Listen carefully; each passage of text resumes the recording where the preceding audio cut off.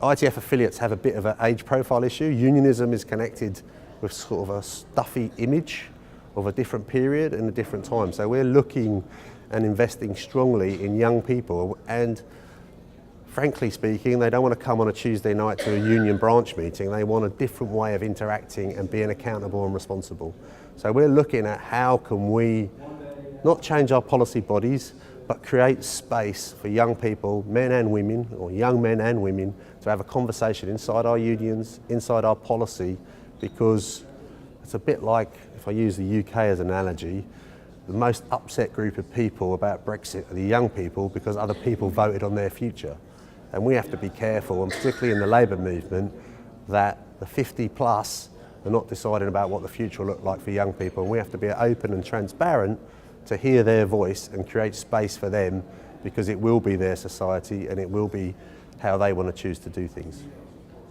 Attracting millennials, Gen Zs and indeed the Gen Alphas coming up behind them is a challenge that is faced by every single industry.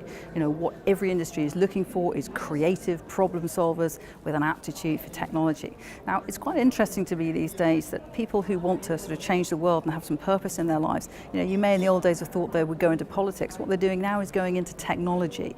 And actually these younger generations coming up behind us, they do want a purpose in their working lives. And what a lot of these technology companies have is what we call a big, hairy, audacious goal. You know, a big purpose, a massive, transformative purpose. And that's very attractive to the millennials and the Gen Zs. You know, shipping has an awful lot wrong with it, let's be really honest. There's an awful lot of opportunity to change things for the better. And I think if we can identify and state those big, hairy, audacious goals, that's a surefire way of attracting millennials and Gen Zs to help us solve them. I think it's really important that we promote a positive image of the industry. We know we have some older tonnage, but we've also got some outstandingly interesting modern tonnage, from passenger ships to LNG carriers, going to Arctic regions, going to great holiday destinations. It's a very vibrant, technologically advanced industry, and we need to make sure that the public see that, as well as some of the more challenging side of the industry as well. But it's a career with great opportunities, both at sea and on shore. I wear a pin for the UN SDGs. That is the Sustainability Development Goals. And I feel that these are some goals that I can stand for and I seek to accomplish. I believe the maritime industry, if they should choose to strive towards the same goals, for example, one of the goals is life underwater, then they will be more attractive to Gen Z and millennials. I think the main thing that I believe is the purpose of your organization, basically the why. Why are you doing what you're doing? And so that people feel that they're part of something larger than they can achieve by themselves. I think that's the most important one.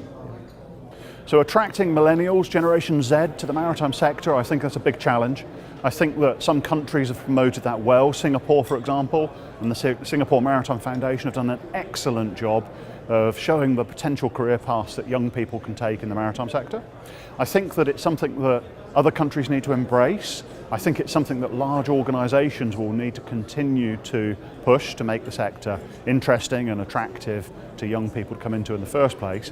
And I think that they've got to show the wide range of opportunities available to young people in joining the market and what they can actually achieve in their careers. So taking the seafarers from cadet to CEO, showing them the opportunities that are available. There are so many paths that they can follow when they come ashore that are available to them in a wide range of different companies, a wide range of locations, a truly global marketplace.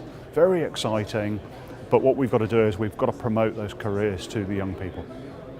I don't think we celebrate the success that we have within the industry. I think there's an awful lot could be done in terms of the success generally as an industry globally. Other organisations and other industries are really good at promoting what they do. I think we tend to sit on our laurels a little bit too more. So I think going forward it's really, really important to spend some time really attracting those into an industry that's exciting. I think one of the issues we have is that the cruise line will will have some success purely because in fact more people will go to see it on cruises. I think the challenge will be for those tanker operators, the bulk carriers, all the other maritime areas, which would be more challenging, I suppose. But I really think we need to celebrate the success of the industry itself. Well, with the Merchant Navy Training Board, we've recently produced a very short video with ITN, a major media company and TV company in the UK, and it is a short video. It's 90 seconds long, but it's not to be used on TV, although some people have said we should get it on TV, but no, we shouldn't. What we are doing with it is we're using it through social media, a whole range of social media platforms that young people access and use themselves. And it's a very different video. It's a promotional video, and we have done videos of this nature in the past, but this has got a very different approach. It shows three young early teens, and then it shows these early teens when they are seafarers, and it shows how their life as an early teen could develop to be the life of a seafarer in 90 seconds. So it's very hard-hitting. Gives lots of interesting images, very nice captions, and it's done in the style of a rap as well. So it's very, very different. And we've just got to engage in the way that young people engage, and that is through social media.